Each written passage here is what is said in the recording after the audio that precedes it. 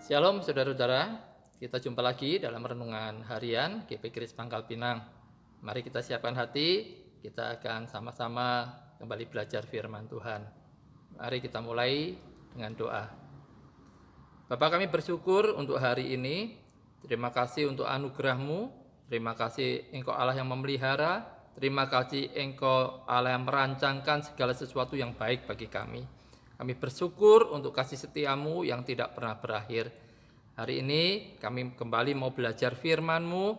Tolonglah Tuhan, kami semakin diperlengkapi, semakin hari semakin kami memahami kehendak-Mu, dan kami boleh melakukannya untuk menyenangkan hati Tuhan.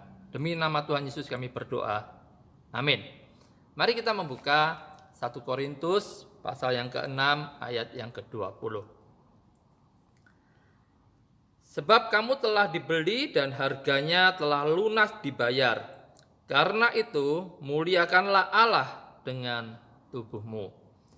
Kita akan merenungkan satu ayat yang pendek ini saudara. Di dalam ayat ini kita akan melihat sejarah dari orang percaya, sejarah hidup kita. Yang pertama, pernah ada waktu di mana kita ini bukan milik Allah. Ini dari ayat yang bagian pertama tadi dikatakan sebab kamu telah dibeli.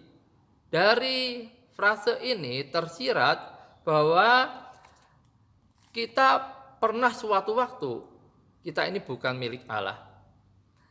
Pada umumnya saudara, orang tidak membeli sesuatu yang menjadi miliknya. Kalau dia sudah punya, ya dia tidak akan membeli barang itu karena dia sudah memilikinya. Orang akan membeli sesuatu yang tidak dimilikinya. Jadi di sini digambarkan bahwa jiwa yang belum ditebus, yang belum bertobat, itu bukanlah milik Allah. Memang di sisi lain, kita tahu bahwa Tuhan adalah empunya segala sesuatu. Semesta ini segala isinya diciptakan oleh Dia. Semua milik Tuhan.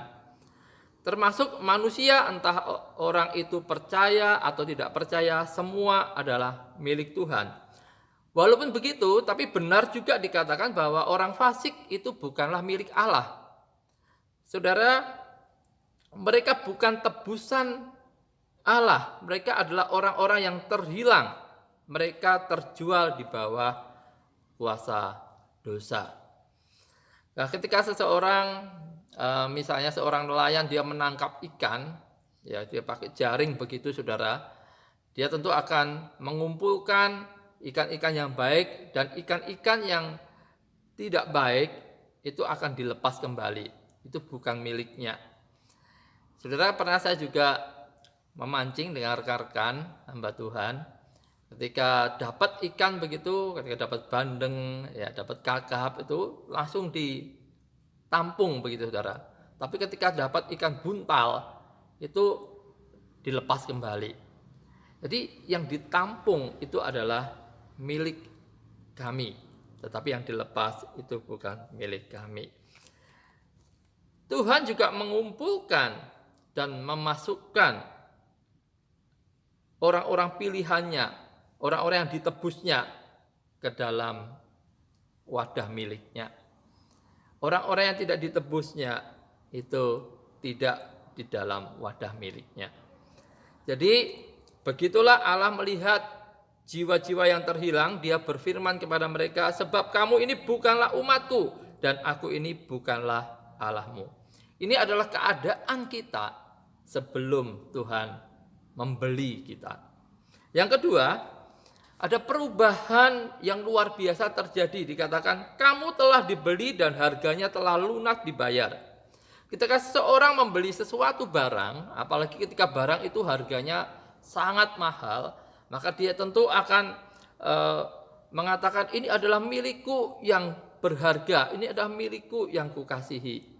Demikian juga dengan Allah dan orang percaya, Allah dengan kita.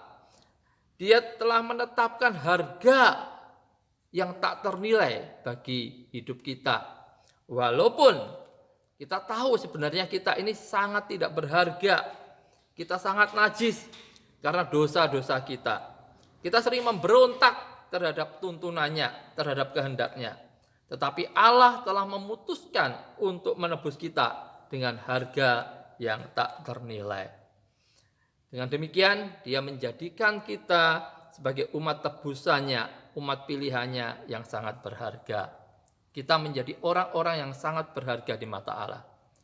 Dikatakan, oleh karena engkau berharga di mataku dan mulia, dan aku ini mengasihi engkau. Saat ini kita benar-benar bukanlah milik kita sendiri, kita telah dibeli dan harganya telah lunas dibayar. Saudara, yang ketiga, karena itu ada kewajiban yang harus kita tunaikan kepada Allah yang telah membeli hidup kita, yang telah menebus hidup kita.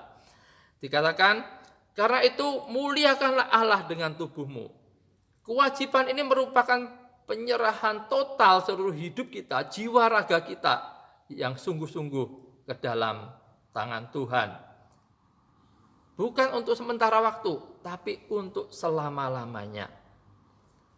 Saya akan memberi contoh apa yang ditulis oleh Jonathan Edwards, saudara. Ya, termasuk salah seorang yang paling saleh dalam dunia ini. Dia mengatakan begini, aku telah berada di hadapan Allah dan telah menyerahkan diriku, segenap keberadaanku dan segala yang kumiliki kepada Allah.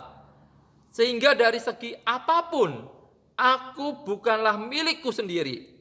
Aku tidak lagi berhak atas pemahaman kehendak dan afeksiku.